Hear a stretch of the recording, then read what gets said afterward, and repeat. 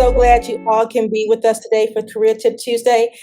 We got a lot to cover. We have a really good topic for you today. And what we're going to be talking about is understanding the impact of power and privilege in the workplace, right? Yes, So yes. we're going to be unpacking this. Let's get started. So Mhm. here's the thing about when we think about the key principles of power and privilege and their impact in the workplace, we can't not think about that without thinking about how diversity and inclusion plays a part in power and privilege and how it impacts power and privilege in the workplace. So we have to think about it from that perspective. So that's why I'm bringing that up right now. So the first thing I think is important, and Makita and I are going to talk about this, is that you should educate yourself. Mm, mhm. Mhm. Yeah. Yes, yes. Educate yourself about the workplace, on the workplace, the culture. Talk to people, network with people, understand what's going on. Try to get some insights that you necessarily wouldn't see on a day-to-day perspective. Generationally, talk to your peers, talk to ones who are younger, talk to the ones who are in a different generation, right? Mhm. Understand the totality of what's going on in the workplace. Sherry, what I else?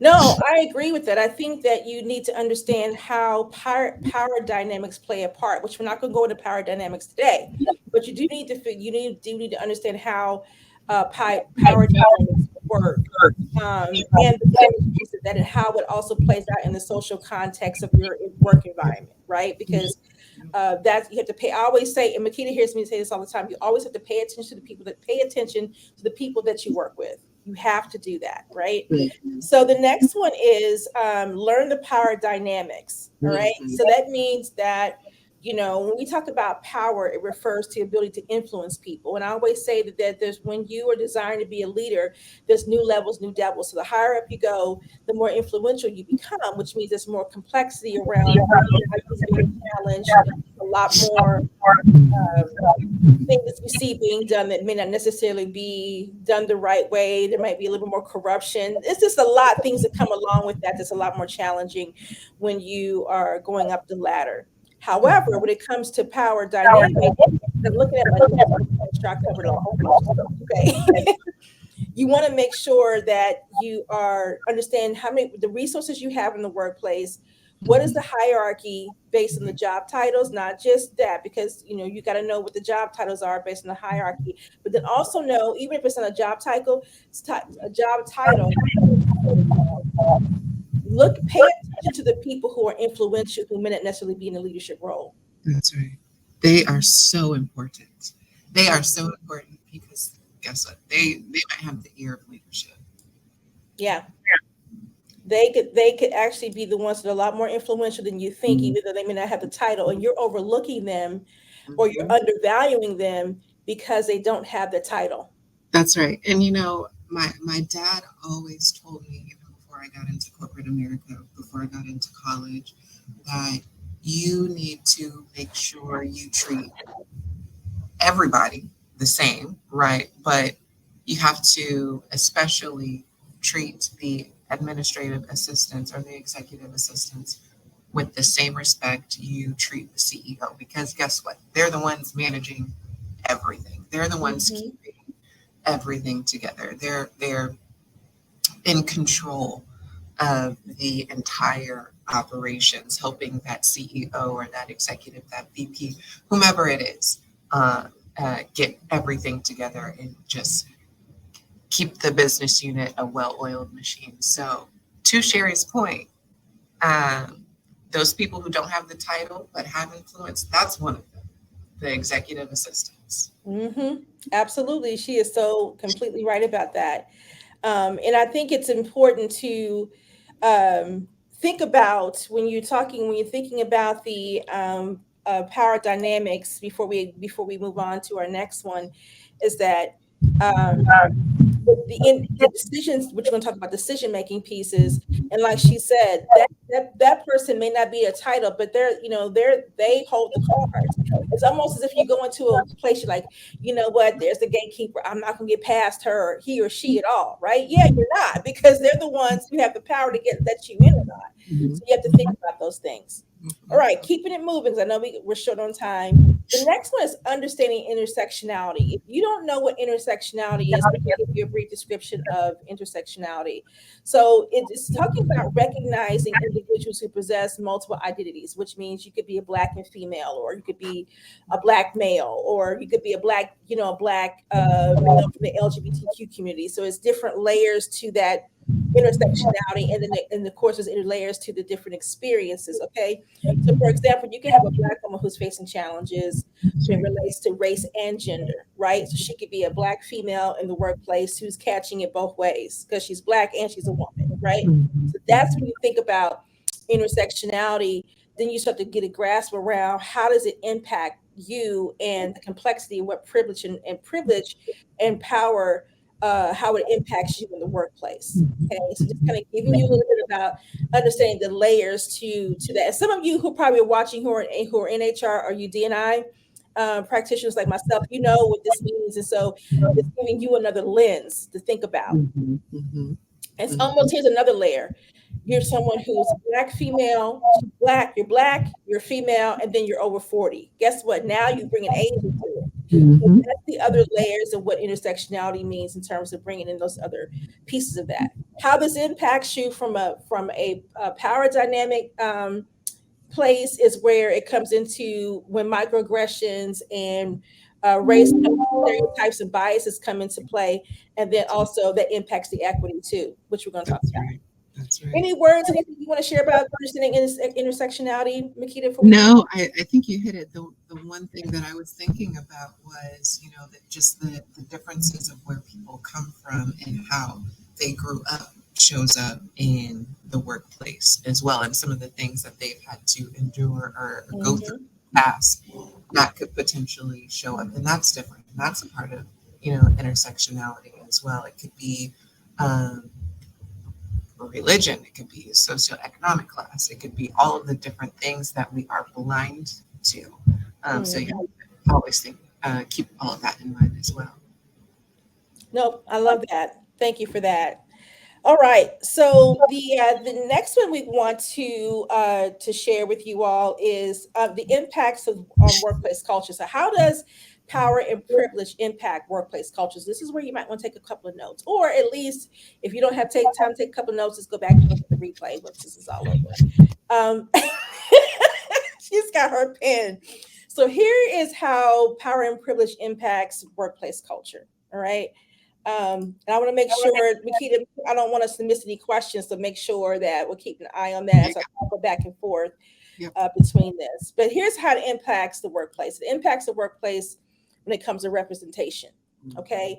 Which means who's in leadership, where's the diverse voices, are there any, right? So you always hear people say, oh, I'm the only, or we don't have anybody that is a minority in leadership, right? So again, this is where power and privilege comes to play, because we're not thinking about making sure that there is representation in these roles when power and privilege and the dynamics of that are into play, right? If they're not mindful, if diversity and inclusion is not in the forefront of what they're thinking, then when they go to hire for those roles, they're not thinking about that, right? They're thinking they got that affinity bias where they're trying to find someone who's more like themselves, or more like someone that they think that they admire their attributes, which is a halo effect. So then now they're trying to hire someone who was close to that. So again, it impacts representation. So if you don't see us, more than likely power and privilege is showing up, and they're not being mindful about making sure that there's representation. That's right. And just kind of want to break that down. That's right. Right. The next one is decision making. Okay. This is about who's making decisions, and who are they including in these decisions that are being made? Are they being inclusive about their decision making process? Mhm. Does your teams, does the employees have a voice? Do they have a say? Do they have channels to where they can go in and express themselves? So again, these are things that are hugely important to think about when you're looking at power and privilege in the workplace. You have an ability to be able to have a voice, speak up, and being able to say what you need to say and give impact, not just the employee engagement survey. Okay. We're talking about, do you have a place where Mhm. you can go and actually, there's a forum, a focus group, something where you can go and share what you want to, and speak up and have a voice. So I think that's important. And again, If you have leadership that's not including others in the decision making process, you need to look at that and pay attention to that, because that means that more than likely that's not, unless someone speaks up, that may not change. And again, when you're talking about creating inclusive places to work, you definitely have to be mindful and intentional about how you show up and how you include others in this decision making process. Mhm, mhm, mhm. All right. Anything you want to say about that, Makita? Nope, nope. We just have a quick question. Um, can Nicole, she's going to be leaving. She wants to know if she can come back and watch later. If you are a part of our BCWN family in our community and you have the app and you are a member, yes, you will have access to the replay of the Career Tip Tuesday today. Yes.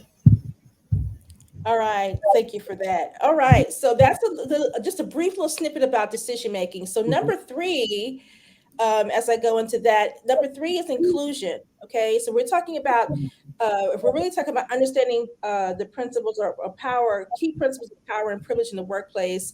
Do individuals from diverse backgrounds feel valued and feel included? Do you, as a Black woman, feel valued and included in your workplace where you are now? mhm. Do you feel that? Right. So think It's a about good that for a question moment. to ask. Good Mhm. question to ask Yeah, yourself. because if that means if you are someone who feels valued and included where you are, then more than likely you have either a direct, you're a direct leader, or there's someone in your leadership, org chart who does understand what it means to be inclusive, Mhm. or being able to help to support and foster inclusivity in the workplace. That's right. That's going to be important. So if you feel this, congratulations to you, because I know it's some women on here who probably don't. I'm just Mhm. saying, okay? Yeah. Let So us know in the chat. Do you feel included? Do you not feel yeah, do you feel included? Yes or no? I mean, we want to know. Do you feel included? Okay, Valerie says absolutely not. Okay, I included? feel you, Yeah. Yeah. girl. We do.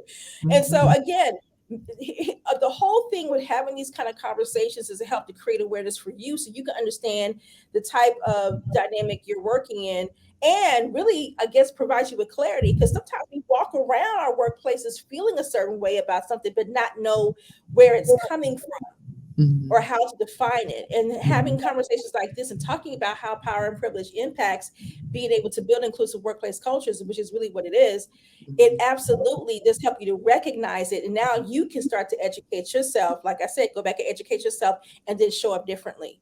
That's right. That's So right. that's good. I see someone says most of the time I do not. Some people said ditto, Val.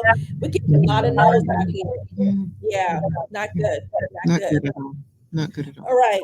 To keep it going here, the next one is microaggressions. Mm. Okay. We're going to actually do a career tip Tuesday around microaggressions and breaking Mhm. down what the different types of microaggressions are. Yeah. But not today, but we will. We'll let you know when on that one. But microaggressions are subtle, they're everyday forms of bias that are present. And these are things you can question yourself and say, did I really just hear that? Did I really just see that? You could be the person witnessing a microaggression. It may not necessarily be you experiencing it, but when you do, again, it could be something like, what I could say, Makita, you're not really black. And you can be like, what? How was it I'm not really black? You get what I'm saying? So some of you think back, you probably have experienced a microaggression, didn't Yeah. realize you have. But if you're experiencing microaggressions in the workplace, more than likely you're working somewhere that where they may not necessarily have a strong diversity and inclusion program, or it's just not actively being done, because it takes time to change those mindsets. Just saying. Have you ever experienced one, Makita, that you just identified or wasn't sure? Absolutely. Absolutely. I remember one time at one of my old jobs, um, I I talked to suppliers. Y'all know I'm in sourcing, supply chain, supplier diversity. Talking to suppliers was inviting them in, and then as soon as I meet the person and uh, kind of escort them into the conference room that we're going to, he says, I didn't I I had no idea based on your voice. I didn't know that you were who you were. Okay, yeah, I might talk a little proper, but and It's called just you using proper English, American English, which is what you were raised with, right? Okay, just are, saying. am I not at work? Are you not at work? Me the streets. I'm let me know, but yeah, just it could be it could be the smallest thing. So Look, Rosa says side eye. yeah, like Rosa, oh, you speak so well. That's not a compliment. Oh, you're so mm-mm, articulate. That's not a compliment. mm-mm. What That's that not. is a microaggression, right? And Mhm, so, and mhm. there's ways you can call that out in the workplace. You don't have to, you should be able to empower yourself to know. We'll talk about That's that when we get right. to microaggression, when we talk about ways to call it out. I love when Marcia Haygood, my self-proclaimed career auntie, when she always says, "Do what you need to do and do it with a smile." Hmm. What do you Yeah. mean? Yeah. I know, right? You're Well, right. my favorite when she says strategy over emotion. That's my favorite. Strategy over emotion, right? So when you get the microaggressions, don't get upset. You reel that in and use strategy to be able to help to educate and advocate and speak up for yourself, right? So I love that. I love that. All right. I know we're running out of time, so I know we're moving a little fast, but I want to get to the next one, which is equity, which is probably one of my favorites. Okay. So when you are working in a workplace and you don't understand the principles of power and privilege and how it impacts the workplace culture, equity is one of those things that it can impact. And are your resources and your opportunities distributed fairly? Okay. Means that does your internal hiring process is it being thoroughly is it being consistently uh, administered, or if someone leaves a position and they just kind of say, okay, we're going to promote Joe and don't post the job, just put him in the role, and no one else know about it, no one had an opportunity to apply or anything like that. And not only is it that's it, you think about one piece of that, but equity is important too. About are you allowing yourself to be developed, or is your leader developing you for that next level, That's right? right. Or preparing you to be their successor, That's right. right? Or is it they're going to just identify someone else and bring him in?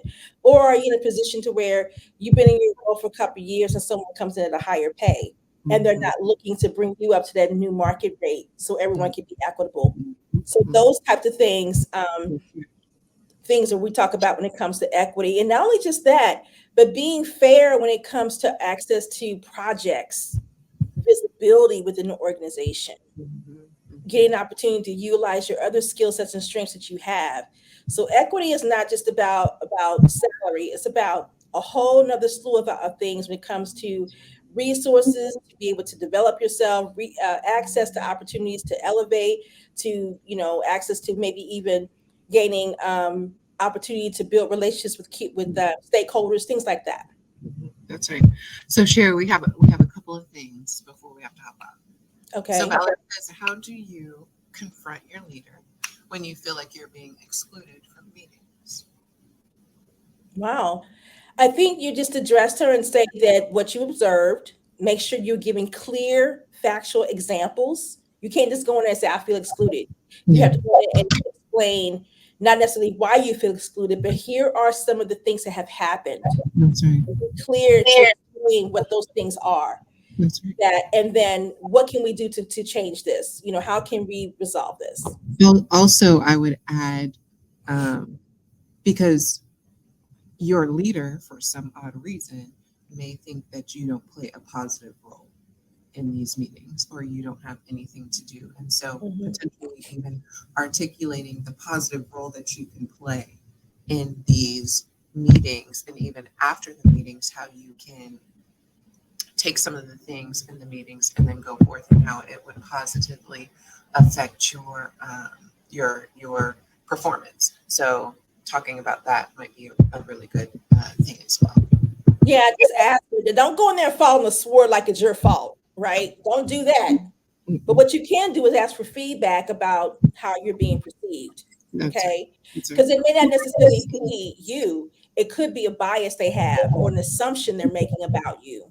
Yeah, which goes back to what Makeda was saying. that's right. So just think about it from that perspective too, is that what assumptions are being made about me to where this behavior is happening? Yeah. Because what that is exclusionary behavior, which is Hmm. non-inclusive. Hmm. So you just need to, yeah, definitely address it for sure. Yeah, some stuff like that. It's always good to come from a help me understand type of position versus you know going. Hmm. But it's almost one. Sherry, do you want to maybe continue Career Tip Tuesday later this Yeah, I'll keep it going. later this I evening? got a little bit of time Cool. here so I can get through the rest of them. Yeah. I was gonna say, do you want to hop back on around 7 or something? But Well, you know what? We could do that tonight. We could hop back on yeah, around 7 o'clock and you know, okay. we may lose some of our women. I am gonna go ahead and touch on a couple more things before we wrap up the impact workplace culture. But yeah, I would love to come back tonight and keep this Okay. conversation going. All right, that sounds good. You just let me know. Okay. But I do have to run, All everyone. right. It was a pleasure. Thank you again for always engaging with us. And again, like I said, all y'all in Atlanta, connect with me on LinkedIn. Okay. All right, I'm gonna stay on to answer some more of these questions. Bye, Bye. Makita. All right. All right. I know Makita had to go, but I had some other questions. I want to make sure I answered everybody's questions before we hop off. So Dolly says, I have experienced the same. Many years ago, I was teaching in a college in England and happened many times in the US as well. Yeah, thank you for sharing that, Dolly. We appreciate that. Renee says, hashtag strategy over emotion. Yes, that is my favorite saying from Miss Marsha Haygood, which is understanding implicit bias. Okay. We talked about microaggressions, but if you're thinking about power and privilege, you have to understand how implicit bias and stereotypes show up in power and privilege in the workplace. Okay. We know what I think we all know what implicit bias is, which is unconscious bias, is really what it is. But we have to, the key is to be self aware of our biases and how they show up. When you stereotype someone, it can lead to unequal treatment, and that's the truth. And a lot of times when we are stereotyping someone, we are doing it through our behavior. We're doing it through how we treat them. I mean, how we treat them, but also how we talk to them, how we communicate with them. So you need to practice self-awareness, and you have to make sure that you understand that understanding what bias is and how they impact you and how you show up and use it is crucial. It's so crucial to as a leader. It's crucial for you in terms of your direct reports if you're on here and you have a team that reports to you. But as an individual contributor, you have to be able to recognize when you're experiencing a bias, a microaggression, or a stereotype, and then what are some of the things that you can do to advocate for yourself and advocate and speak up for yourself. It's hugely important to think about that. All right. I think that's, I can't speak enough on that. And then the last thing before we kind of go in, and we'll talk about this a little bit more tonight, challenging the norms. And the reason why I say you challenge the norms is because when you challenge norms, it reinforces the power imbalance. And we're not talking about you doing something to change the imbalance. But what it does, it reconfirms what you're thinking, what you're feeling, and now you're clear and you're sure there is an imbalance. And when you question it, you have to question it and you have to advocate for change. But you have to be strategic in how you do that. And you have to make sure that you're talking to people who are also ready and willing to support creating change. You just can't go ranting about it. You know, you have to be in a place to where you're working with someone who has the influence to be able to create the change. All right. Now, I think you all have Makeda's LinkedIn. Also, too, for any of you who want to follow on LinkedIn, you can find me as well, Sherry Sims. I am so easy to find. Just type it in and you can find me. But I would love to be able to connect with you all on LinkedIn. This will be available for the replay. All right. Last question. Dolly says, unfortunately, I had to resign because of a very toxic environment which caused health problems. Thank you so much for all you do.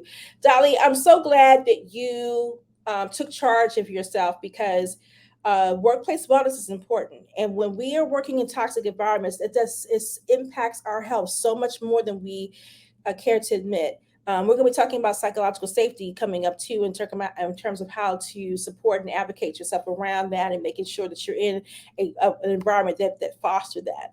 It's so important to be able to talk about these things because if we don't, we carry these things with us, in which we call workplace baggage, and then we're off to the next job. And then if something we feel like is similar that's happening, then we're already not doing ourselves a disservice because we're showing up defensively or showing up in a different way. All right. Please connect with us. We can keep this conversation going. We'll be back tonight at 7 o'clock to continue this conversation around, understanding how power and privilege impacts workplace culture. So I hope you, if you have time tonight to join us at 7 o'clock, please do. 7 o'clock Eastern Standard Time, of course. And we'll see you all then. Have an amazing rest of your workday, and we'll see you later on tonight. Bye, everybody.